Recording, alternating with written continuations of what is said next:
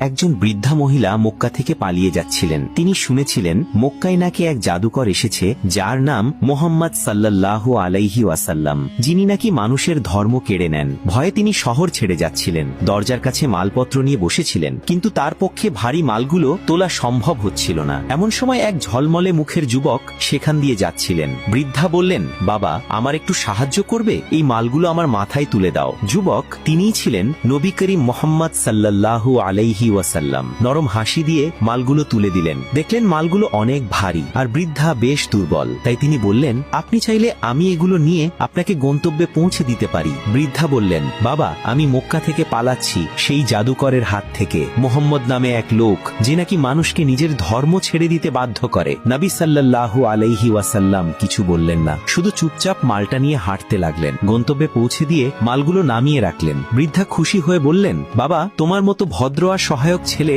আজকাল কম দেখা যায়। তুমি তোমার নামটা বলো, আমি তোমার জন্য দোয়া করব। নবী করিম সাল্লাল্লাহু আলাইহি ওয়াসাল্লাম মৃদু হেসে বললেন, যেই জাদুকর থেকে আপনি পালিয়ে এসেছেন আমি সেই মোহাম্মদ।